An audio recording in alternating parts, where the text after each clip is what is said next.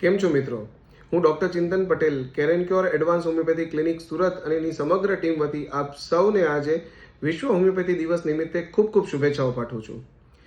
આજે હોમિયોપેથી ચિકિત્સા પદ્ધતિના શોધક એવા ડૉક્ટર સેમ્યુઅલ હનેમાનની 270મી જન્મ જયંતિ છે.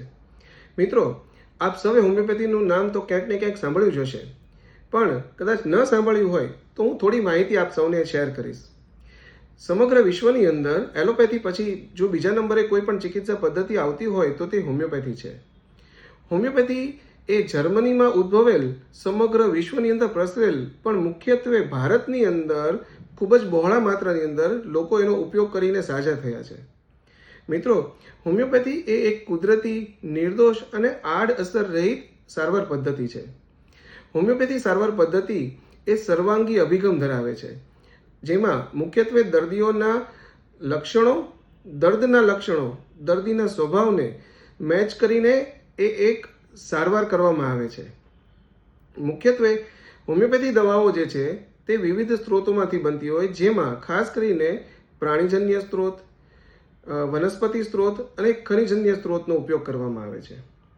હોમિયોપેથી દવાઓ બનાવવા માટેની એક આગવી પદ્ધતિ છે જેને પોટેન્ટાઇઝેશન કહેવામાં આવે છે, અને એટલા માટે જ હોમિયોપેથી દવાઓની અસરકારકતાઓને વધારે છે અને એની આડઅસર જે છે એને ઓછી કરે છે.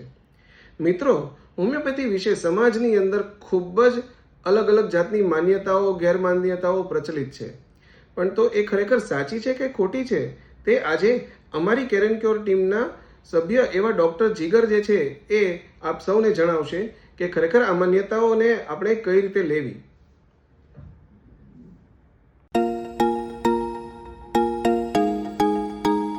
હેલો મિત્રો, હું છું જયપાલ ખાન.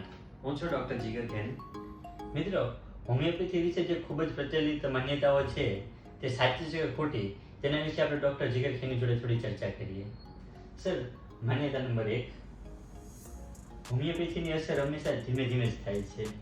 આ માન્યતા ખોટી છે. હોમિયોપેથી દવાઓ ખૂબ જ ઝડપથી કામ કરતી હોય છે, પરંતુ હોમિયોપેથી સારવાર દરમિયાન દર્દીને રોગમુક્ત થવાનો સમય એ અલગ અલગ 3 પરિબળોને આધીન હોય છે. 1, દર્દીની કાશી. 2, દર્દીને આપવામાં આવતી દવા. અને 3, દર્દીના રોગનો પ્રકાર. જો આ 3 પરિબળો અનુકૂળ હોય તો વર્ષો જૂના રોગો પણ ખૂબ જ ઓછા સમયમાં મટી જતા હોય છે, પરંતુ જો આ પરિબળો પ્રતિકૂળ હોય તો તે અનુકૂળ ના થાય ત્યાં સુધી દર્દીને રાહ પણ જોવી પડતી હોય છે. સર, માન્યતા નંબર 2, હોમિયોપેથી દવાઓ મીઠી મીઠી ગોળીઓ જ હોય છે. આ માન્યતા ખોટી છે. હોમિયોપેથી દવાઓ લો ઓફ પોટેન્ટાઇઝેશન પ્રમાણે બનાવવામાં આવે છે, પરંતુ તેને દર્દીને આપવા માટેની રીતો અલગ અલગ હોય છે. જેમ કે ડાયલ્યુશનને સીધું જીભ નીચે આપી શકાય. 2, દવાને ડિસ્ટિલ વોટરમાં આપીને લઈ શકાય. અને 3, તેને મીઠી ગોળીઓમાં ઉમેરીને આપી શકાય. જેમાં મીઠી ગોળીઓમાં ઉમેરીને આપવાની રીત ખૂબ જ સરળ છે, એટલા માટે તે ખૂબ પ્રચલિત પણ છે. માન્યતા નંબર 3, સર, હોમિયોપેથી દવામાં સ્ટીરોઇડ ઉમેરવામાં આવે છે. હા, માન્યતા ખોટી છે. હોમિયોપેથી દવાઓમાં કોઈ પણ પ્રકારના સ્ટીરોઇડ્સ ઉમેરવામાં આવતા નથી.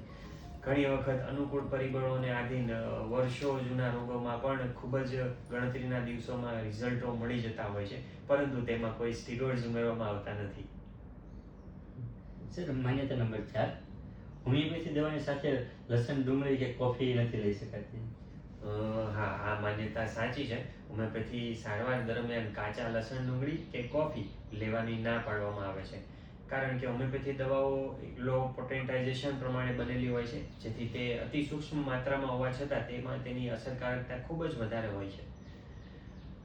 તો દર્દીને ઘણી વખત આ તીવ્ર સુગંધવાળી વસ્તુઓ જેમ કે કાચા લસણ, ડુંગળી અને કોફી તે દવાઓની અસરકારકતાને ઘટાડી શકે છે, એટલા માટે તેને અવોઇડ કરવાની સલાહ આપવામાં આવે છે.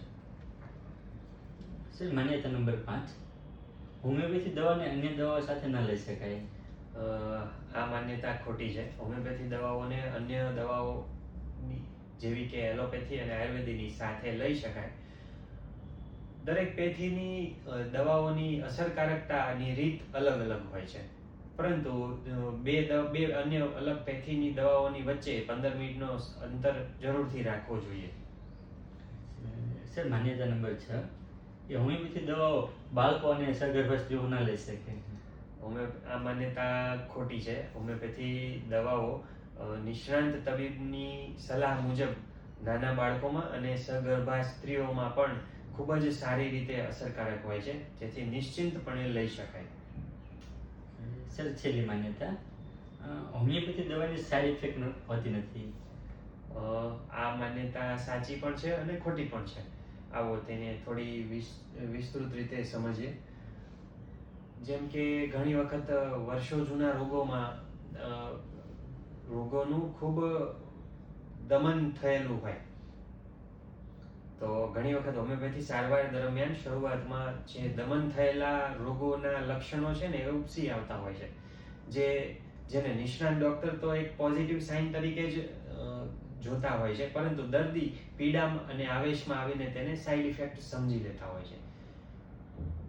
આ કેસમાં દર્દીએ નિષ્ણાતની સલાહ મુજબ સારવાર શરૂ રાખવી જોઈએ. આ એક સારવારનો જ એક ભાગ હોય છે.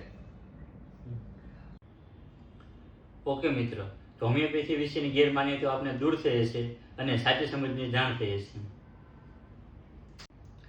ચામડીના રોગો હોય કે તકલીફ હોય ખરતા વાળથી, નાના બાળકો સતત બીમાર રહેતા હોય કે નબળી હોય રોગપ્રતિકારક શક્તિ, તો આજે જ અપનાવો આપણી આડસ રહિત હોમિયોપેથી. ઓકે મિત્રો, તો આજનો વિડીયો તમને પસંદ આવ્યો હશે તો શેર કરવાનું ભૂલશો નહીં. ફરી મળીશું આપણા નવા વિષય સાથે. સ્વસ્થ રહો, ખુશ રહો. Thank you.